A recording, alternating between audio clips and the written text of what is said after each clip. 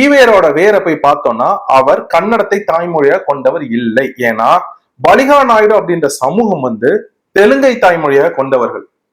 முறையா அதை நான் சொல்றேன் இல்லையா? இப்ப நீங்க எப்படி நினைச்சு பாருங்க, தமிழ்நாட்டுல திருநெல்வேலி பாளையங்கோட்டை பகுதிகளிலிருந்து ஏகப்பட்ட பேர் மகாராஷ்டிராவுக்கு மும்பைக்கு போவாங்க தமிழர்கள்.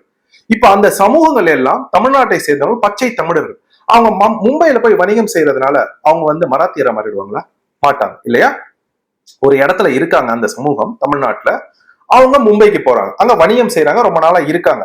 என்னதான் அவங்க மராத்தி பேசினாலும் இன்னும் 100 வருஷம் கழிச்சு அவங்க ஜாதி என்ன அப்படின்னா அது ஒரு தமிழ் ஜாதியா தான் இருக்கும். அப்ப அவங்க எப்படி மராத்திய இதா மாறுவாங்க? அப்ப மாற முடியாது. அப்ப ஈவேரா நம்மள நல்லா ஏமாத்துறாரு. இதை எப்படி நீங்க சொல்லுவீங்க சான்றுகளோடனா? அந்த சான்றை தான் நான் இப்ப உங்களுக்கு காமிக்க போறேன்.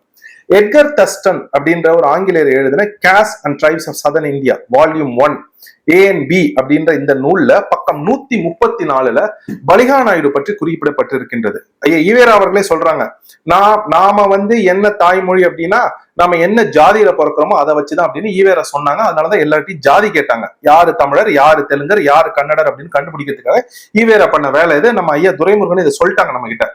அப்ப இந்த பலிகா நாயுடு அப்படின்ற சமூகம் தெலுங்கை தாய்மொழியாக கொண்டவங்க எட்கர் தஸ்டன் எழுதியிருக்காரு.